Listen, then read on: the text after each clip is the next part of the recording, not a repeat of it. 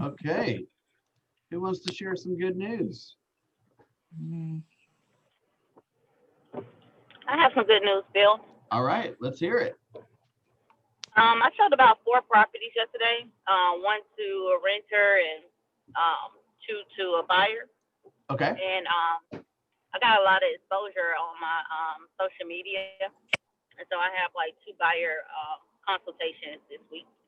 Wait, so did you share your activity with social media and then got some more activity? Correct. Yeah, from the showings that I did. Oh, so you shared with everyone that you were doing the showings. Is that what you're saying? Correct. Cool. Tell us more about that. How did mechanically, how did that happen? Were you like, hey, I'm here with Joe and we're looking at this place for rent, or like how did you share that information? Typically, I like to either get there a little early so that I can kind of do a preview of the home, just to show kind of what's the area. Like I'll tag the area, I'll put the price if it's like a really good price, um, and I just put it out there, do a tour of the whole entire home, and afterwards, just say, hey, let me know if you have any questions or concerns in regards to anything that you're looking for. I can help with rent. I can help with renting, um, selling, or purchasing. So That's awesome. I love that. And also would piggyback on that idea is, the more stuff that you can create that's interactive. So even things that isn't even necessarily real estate related, you could say like, hey, do you guys like this kitchen better or this kitchen? Do you guys like this tile job or this tile job? Or hey, caption this picture and it's like, somebody with a crazy room or something like that. Like get some interaction from your sphere or from your audience that's gonna you know make sure they know you have yeah, fun too. It's not all about like times you get paid. Does that right. make Yeah. sense? So the renter actually put his application in last night, and um, the buyer she really liked that home. So we're just waiting on the pre-approval letter. So everything looks good. Nice job. Nice job. Okay, who else? Hey, Greta, do you mind sharing just some of your success with knocking the doors that you were telling me about? Yeah, just this week I took out a buyer, and every time I take around, I've learned that I like every time I take someone to a home while they're looking, like, we walked through and there was some interest in the house. They wanted to look at the yard. I said, let me walk around and meet the neighbors. And so I went over and knocked on the neighbors' doors, and I was like, hey, I'm showing a home, just coming around to meet the neighbors. Can you tell me something about the neighborhood? And then I always transition into, well, here's my card.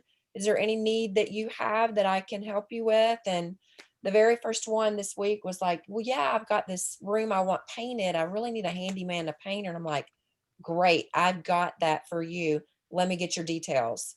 And then I followed up the next day, and she was really sweet and followed back with, a text message thanking me for that. So she's going in the database. I love that. That is awesome. That is showing the community that you intend to work with that you take it to the next level. Great job. Okay, let's do one more. Who else? Ebony, you got some bunch of stuff to celebrate, don't you? I do. I've been busy. All right, well, unless somebody else puts in more appointments in the next 26 minutes, I think the shift book's going to be yours. So tell us what you've been up to. So I'm helping someone else out with their transaction, and I'm loving every bit of it because I have learned so much in the past 2 weeks. Um, right now, I'm at the final stages of the process. Like, we went through the home inspection. I'm going up there today to meet with some vendors. We're about to do the appraisal. The deal almost fell apart. I saved it. Like Nice. yeah. So I've been doing tremendously good in that area. I've been, in addition to all of that, um, I had two buyers presentations at the office on Friday. Like, I was just following up with my sphere, and I'm like, hey, just checking in to see how people were. And then it's just like, they're like, oh yeah, well, I'm interested in, purchasing a home. within the next couple of months, okay, let's come up to the office. So I did my 2 buyers presentations. That went really well. Was able to give them the brokerage agreement, waiting on that to come back. Stop right there for 1 second. When you had those meetings, did you get the impression that those, I know the answer to this, so I'm not asking for my benefit, I'm asking for everyone else's benefit. Did you get the feeling like the people you were across the table from knew that this was a professional experience? Like it just wasn't like treated like flippantly, like, oh, you want to buy something cool, let's chit chat about it. It was, let's have a meeting. We're gonna have a presentation where I get to share what I know and I get to listen to what you need. Did you get that impression? Because I saw you and you looked sharp and you had all your ducks in a row. That was really, really impressive. Did you feel like they got a really good impression of you? Yes, like one, the atmosphere, I feel like atmosphere is everything, and it can change the perception of how people view you. So if even before it's just like, I don't know, if I want to go with her, it's just like when I came, I had my paperwork together. They loved the office, they loved everything. So it kind of eased, you know, any apprehensions that they would have had. The moment that they stepped in that office, all I got was pleasantries. It was Yeah. really good. And it Yeah, allowed me a chance to get comfortable. it's a big deal, guys, is put them in a professional environment where Melody is like, hey, how you doing? And she's making small talk and offering coffee and water. Like it feels legit. Like, have you guys ever gone to like a financial planner and you go into like a real fancy building and you got to pay for parking and you got to wait in the lobby while the, person comes out and greets you and like they offer you nice water and stuff? Like, how can we set up that type of environment for ourselves? If we're trying to give that presentation when they're walking up and down stairs, they're not paying attention. Okay. Does that make sense? Yes. And by the way, you can't go anywhere without filling paperwork out. Like you go to the chiropractor, there's paperwork. You take your dog in, there's paperwork. You know, you buy some screws at the store, they want you to fill out paperwork. So why are we so afraid to bring up paperwork? You see what I'm saying? Great job, you guys. Can I ask a quick question? Yeah, please. Ebony, I'm just curious. This is not like a critique or anything, but I'm just curious. Why didn't you have them sign the agreement there? I presented it to them there and they wanted to look over it. The second couple who I worked with, their situation is, just a little bit more unique. So it's just like I have to kind of figure out how I can help them. But it was more of giving them the opportunity to go ahead and read over the contract. So I didn't want it to feel as if you have to do this right now, because then that comes off to me as salesy. But if it was just here's the contract and hand it back, I would have absolutely taken it. But it's just like I gave them the opportunity. This is, what it is, that this is the next step of this. But I just didn't want to come off salesy at all, but I have no doubt that they'll sign it. So that's the distinction between bringing it up and, well, it would have been, had she not brought up the contract, that would have been a missed opportunity in my opinion. But you brought up the contract and then you gave the person the opportunity to, acknowledge it and review it and read it and these kind of things. And quite honestly, like, if this was the first time I met you, even if you were all buttoned up, I probably wouldn't agree to work with you exclusively until I saw you do the job a little bit, right? So don't be this is just my opinion. Other people might differ here, but I would always give them the buyer brokerage agreement early and explain it to them and encourage them to review it and give it some consideration. But I never pushed them to sign it too much until I got a chance to prove myself. Once I proved myself, now we're talking about it. Does that make sense? Yes. And that's kind of the angle that I wanted to go at. Ebony, did you have it filled out with their name and everything on it already? No, I did not. I just wanted them to go over it. It was, these are real last minute. Okay. Like I didn't know that I was going to have 2 appointments on Friday. It was just kind of like, hey, I'm available today. Okay. So I'm like, okay. But I did not do that, but I just wanted them to. So then after they decide to sign it, then you would do an e-sign or either ask them if they want to sign it. I would rather do an e-signature. but it's Okay. just like, here it is, this is the next phases of it. And then I'm going to go ahead and follow up today. And they actually reached out to me this week. It's been a great week, but Yeah. I'm going to go ahead and follow up, today, like, hey, did you have a chance to go over it? They have that. Then it's just like, okay, now I'm going to send that document via email, just to make it a little bit easier for you. I know it's raining outside, blah, blah, blah. Oh, that's great. Great job. Perfect, Ebony. Great job. I want to make it easy for you, Thank you. get you comfortable with the online signature program, right? While there's no stress, give you make sure you know how to use it, and, et cetera. Great. That's good. Good stuff. All right. Good job, Ebony. Let's do a tiny bit of calendar talk, and then we'll move right into the language stuff. So do not forget that, let's see, this Friday from 12 o'clock to 1 o'clock, Marie Burgess is going to be with us. Marie is a longtime agent. She's been in the business for over 40 years. She came to Keller Williams about a month before I did, a little over 10 years ago. We've been friends for a long, long time. She's been on the ALC, a top performer, gone to the conventions, taken all the classes, the whole deal. As we know, as most of us know, I should say, her husband this past year passed away of cancer, and it's been a very tough year for her. And she is going to be joining us on Friday for the Success Series interview. And she hasn't outright said this to me, and I don't think she would mind me saying this, but I think this is going to be one of the big steps of her kind of like reemergence, if you will. So I'm going to encourage you guys to make sure it's on your calendar. She is a wealth of information. She loves sharing, and she's just an awesome, fun personality. And she's really, really looking forward to this. So I want to make sure there's a big room to support her. Fair? Yes, sir. Well, what's her name again? I'm sorry, I missed it. Her name is Marie Burgess. Okay, thank you. Marie Burgess. Yeah. She's awesome. Yeah. Yeah. Her and Tim's picture has been on the newsletter for a long time. We were looking, raising money for them, later last year when he was, in and out of the hospice and all that kind of stuff. So, okay, let's talk about language for a second. Oh, and I'll give you one last warning. At the very end of this call, am I still breaking up? Okay. At the very end of this call, I'm going to take a scan of the reporting for the 3rd week in January.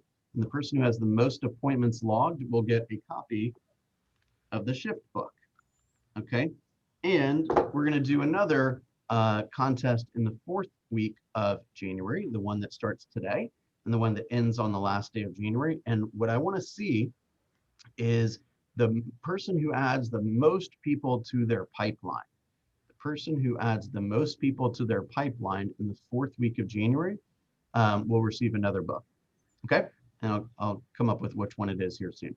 But that's going to be the focus for the week is who do we know in the database, not in the database, whoever, can we put them in the pipeline, which means we know that they intend to buy or sell in the next 12 months, and that you may have an opportunity to help them. It doesn't mean that you have an agreement in place or anything like that. It's just that basically they're what we would call a nurture. They have a goal and they're not married to a realtor, right? Or they have a goal and they're not a realtor themselves. Make sense? Right. So you anticipate getting an opportunity to at least interview for that role. Okay. All right, cool. So the spreadsheet is open if you want to make any edits to it. Okay. One thing, I just want to point out one quick thing before we move on. I find this to be super interesting. Okay, we have added as a group 741 people to the database and 173 to the pipeline. That's almost 24% of the people we're adding to our database intend to transact in the next 12 months. Yay. So I'd say that's really, really impressive. I would have expected that number to be closer to 10%, not almost 25%. So what I mean by that is we're seeing a few things here. that I want you to take note of. Number one is there's a lot of people in the marketplace that have a goal within 12 months. And if you were to make it a commitment to yourself to add 4 people to the database a day, or 4, even if it was 4 people a week to the database, statistically speaking, one of them is going to want to transact in the next 12 months, right? So we talked about every person that you add to the database was worth somewhere in the neighborhood of around $625. This is data that would support they're worth more like $2,000 or $3,000. Y'all see that? Yes. That's how powerful building your database is, because it's just mathematics. The more people you add, the more people are going to want to do business within the next 12 months. Make sense? Yes. So keep up the good work, you guys. Keep it up. I'm also seeing you guys are doing lots of appointments, but don't forget to ask for the business, right? Asking for the business and getting that deal signed, getting that brokerage agreement signed is just natural when you've made an appropriate presentation and you've identified a need that they have and you've revealed to them that you know how to solve that need. Make sense? Yes. Remember, buyers and sellers, statistically speaking, are only going to interview one person around between 70 and 72% of the time, which means that if you didn't completely botch your presentation, if you were to put that paperwork in their face and say, let's get started, 72% of the time they're going to sign it right off the bat because they don't plan on interviewing another agent. Does that make sense? All right. Any questions on that? Guys are awful quiet today. I do have a question on the buyer brokerage agreement, and I know we've gone over this ad nauseum about, I mean, they can get out of it for any reason at any time, yes? That's correct, as can you. Okay. No As penalty. can I, okay. But I guess I have, I have some buyers that I've not pressed it on. How do I say, oh, by the way, I Yeah. need you to sign this paper? I mean, what's the best way to approach that? So good question. So I would say, if I can just share a couple of things about license law with you. This is the script, by the way. Okay. As you are, our relationship today, the state of Georgia real estate license law would say that you are my customer. As the customer, I should really only be doing things that are called ministerial tasks for you. I was taught that a ministerial task is basically things that I could do with my hands and my feet, basically looking up already public information, right? It's in this school district, it's got this number of bedrooms, it was built at this time, it was last sold on this date, these kind of things, mostly stuff, pretty much all stuff that they can look up on their own, okay? In order for you to become my client, this is the paperwork that needs to be signed. So this is a document that is basically a loyalty agreement. It's saying that I'm committed to working for you and you're committed to working exclusively with me.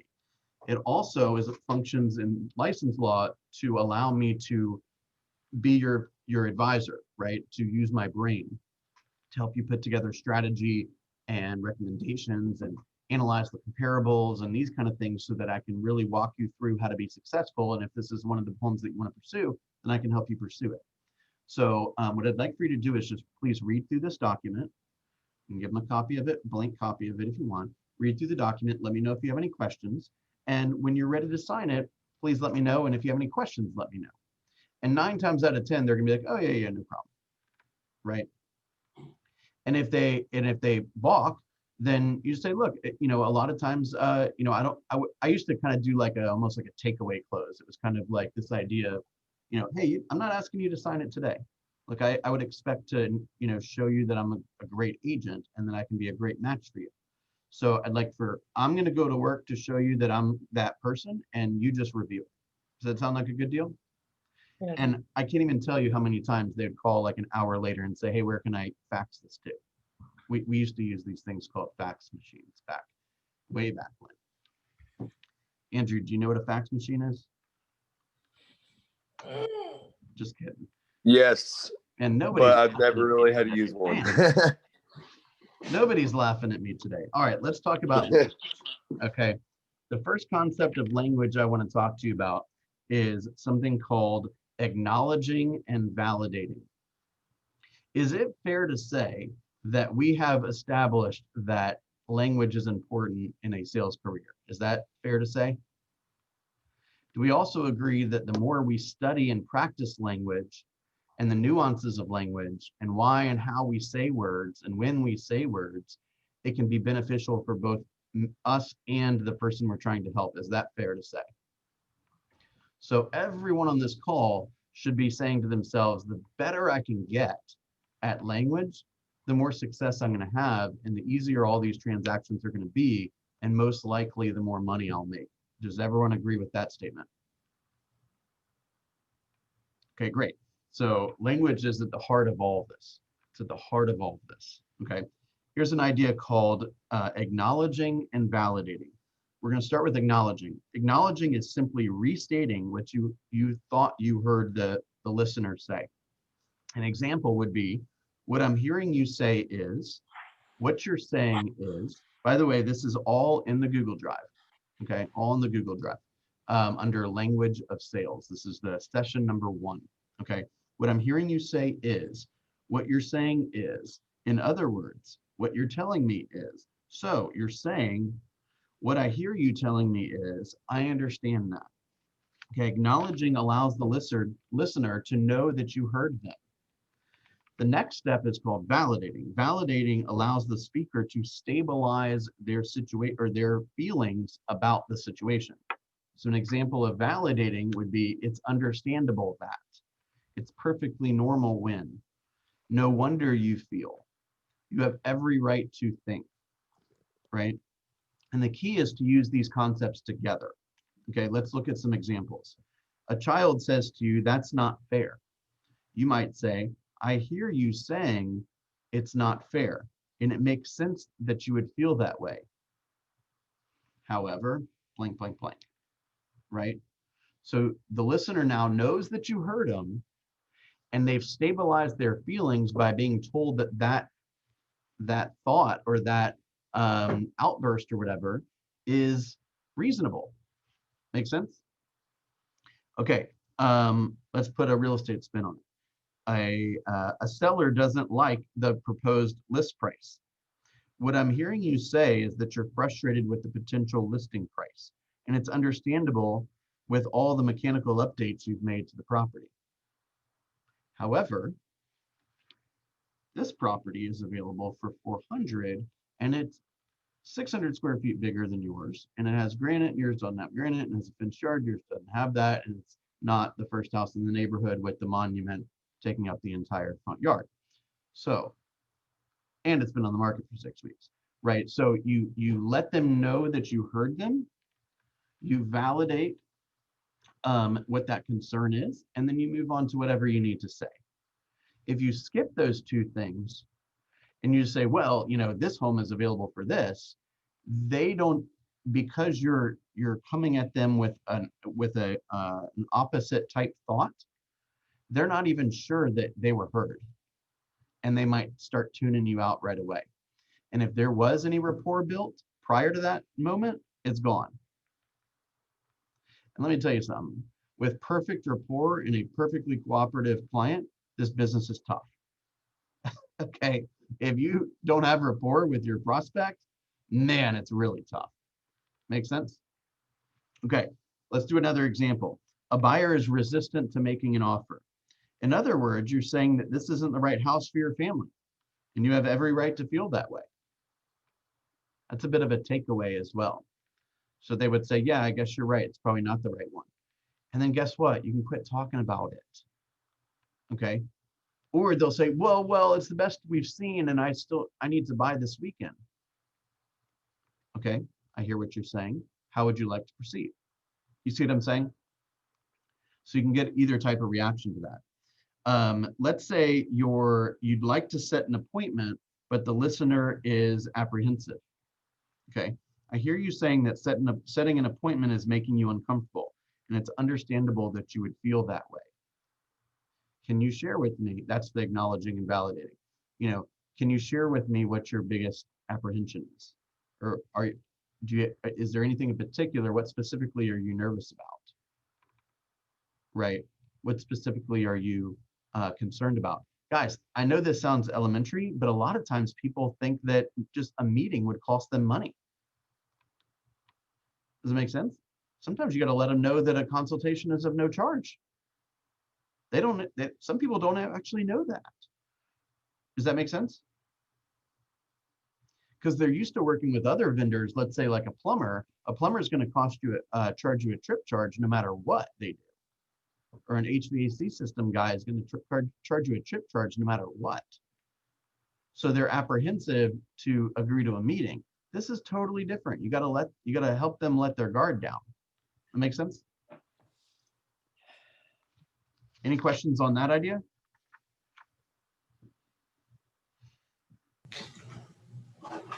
Does anyone want to practice? Does anyone want to say one out loud? Well, I had an opportunity to practice a little bit about what you're talking about, Bill. I had a client, a potential client that was going to list with me. And when I called her this weekend, she said a neighbor had a friend that wants to buy her house, so she doesn't really need an agent. And I said, I understand how, you feel like you would save the commission. But I said, keep in mind that agents in general do sell for more money. But in addition, we could still list and exclude this potential buyer. And I didn't say it out loud, but if this potential buyer ever actually starts doing something to indicate they want to buy the house, and I explained that she really needs to get a signature on a purchase agreement and move forward, or you're going to miss your deadline for filing homestead exemption. She's already bought a house from me. And so this is just a house she wants to sell. Hey, what does that have to do with that? Well, I'm saying that I took advantage of her decision to not, thinking that she would not have to list it by explaining that she could still list and not have to, that there's a way she could list and exclude this person. It's not language per se, you're right. It's just sometimes we don't think of these different. No, that's a great recommendation. You just mentioned homestead exemption, and I was trying to make sure that I apologize. No, that was just, she wants to sell her house before so she can file homestead on her new house. So I was just throwing that in there, that if she doesn't get her potential buyers to move quickly, she will miss that opportunity. Yeah, you can file a homestead exemption on the house that you live in. Whether you have other properties or not, you file it on the home that you live in. Okay, so that's a great job, Janice. That's exactly what we're talking about. You could also make sure they know that, gosh, that's why there is a profession of being a realtor and big training companies and all these kind of things, because if somebody doesn't know what they're doing, they're going to botch it. Right. You're right. In fact, I did also explain to her, she was feeling pressure with these neighbors because her friends and neighbors. I said that's another benefit that people don't really recognize of having an agent is I'm an unbiased, I'm a party in it.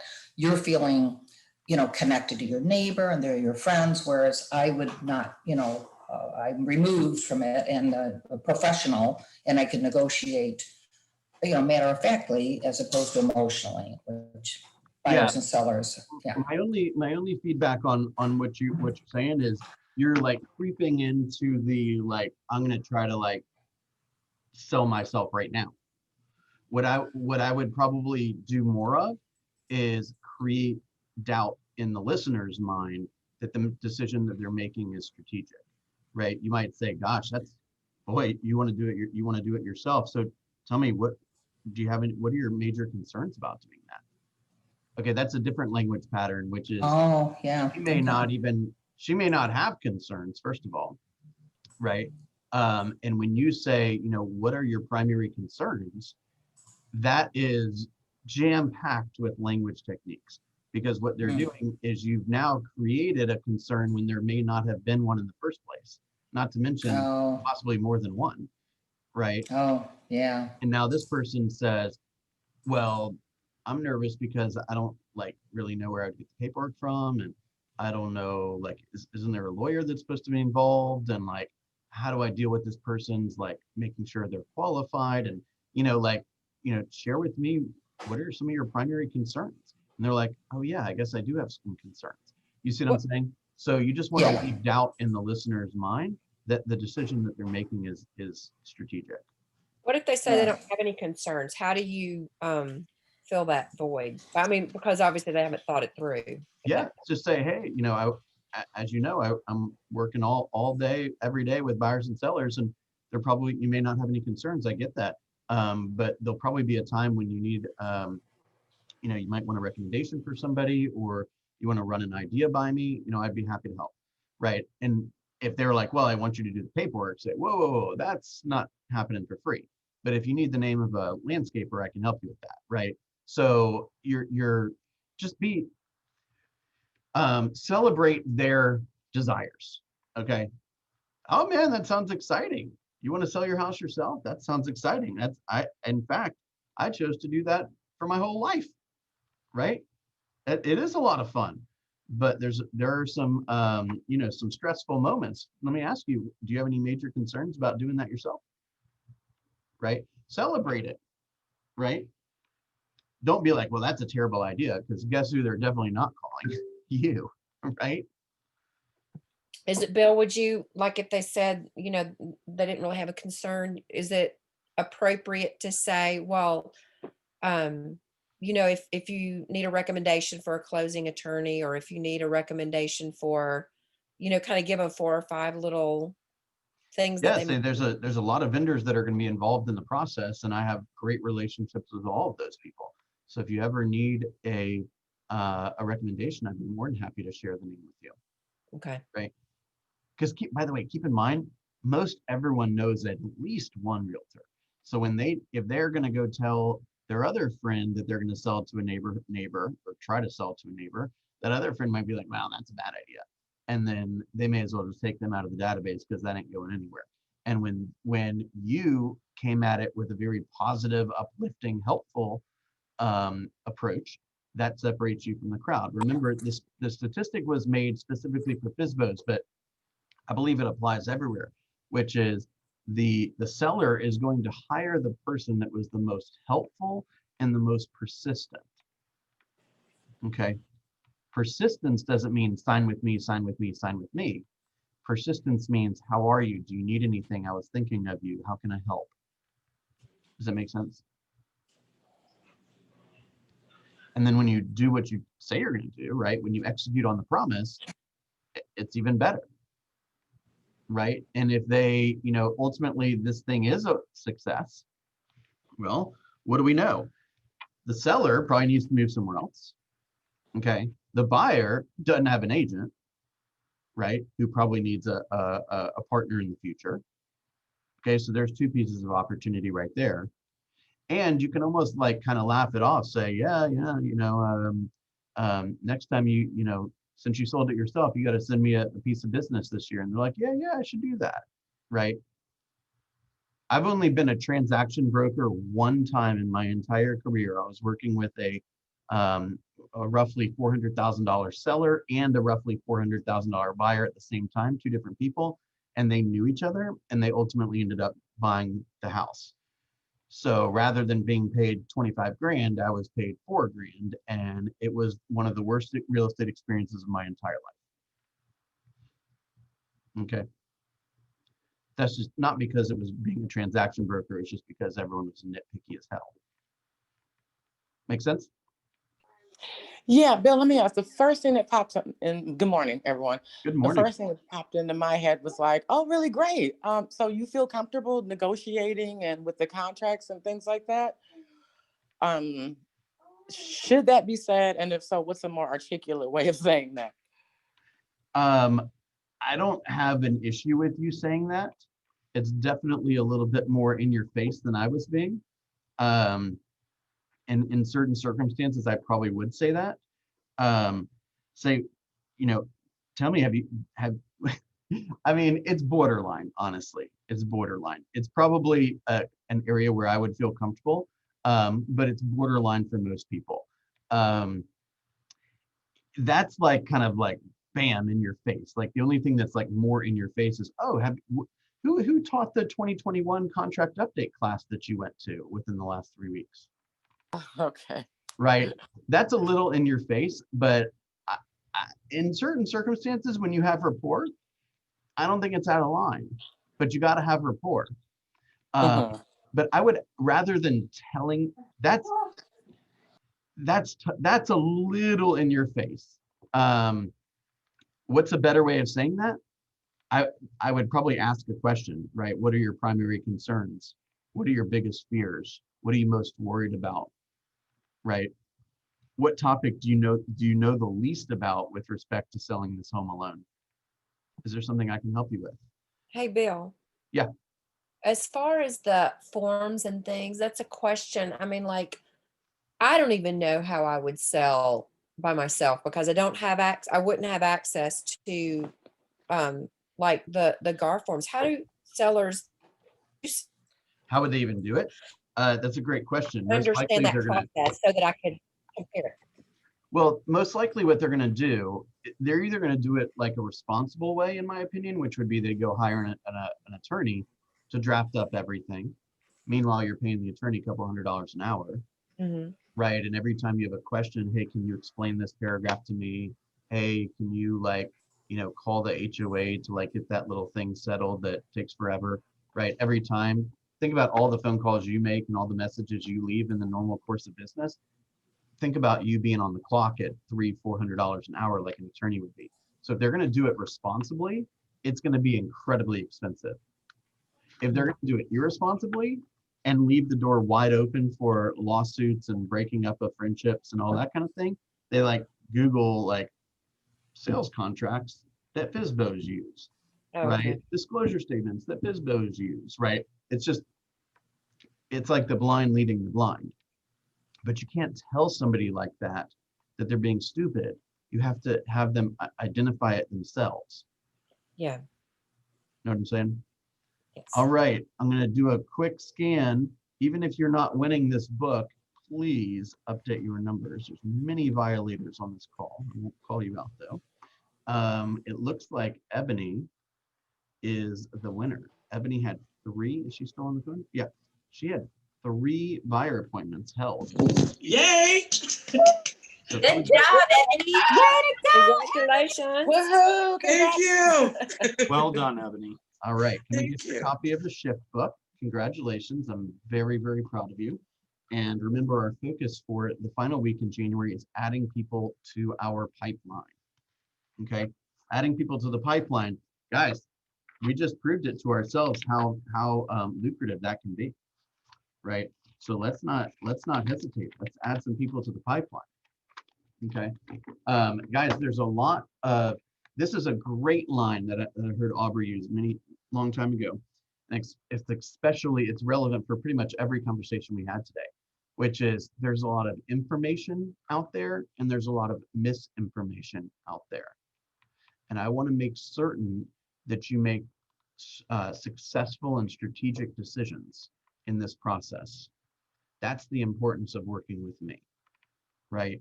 So you might say to Ty, that could be another good example, right? Wow, you want to do it yourself. That sounds really exciting. Do you have any major concerns?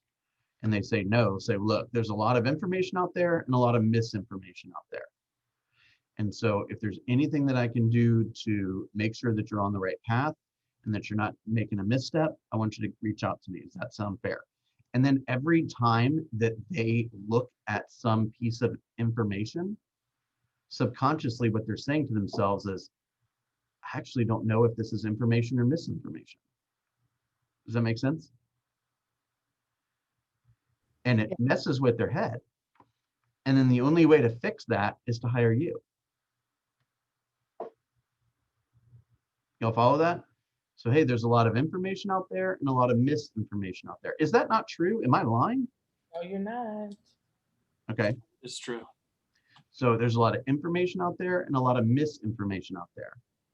And I want to make sure that you get exactly what you want. Okay. So if you're ever concerned or unsure about something you're reading or hearing, I want you to know I'm here for you. Okay. Now, did y'all see how I did like this? Did y'all see that? Mm-hmm.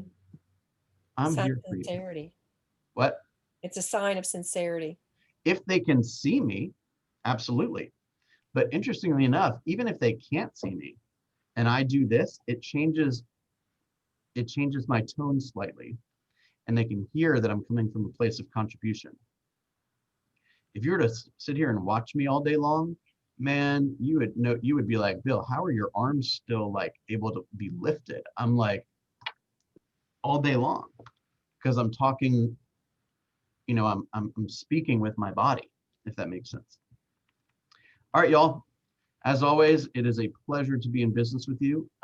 Alicia, welcome back. I have been thinking about you and your family for weeks and weeks, and I'm glad you're back. If you need anything, anyone, let me know. There's a lot of information and misinformation out there, so if you get to the point where you don't know which one's which, call me. Okay? Thanks, Bill. I call you now, Bill. I'll reach out to you in a bit, okay?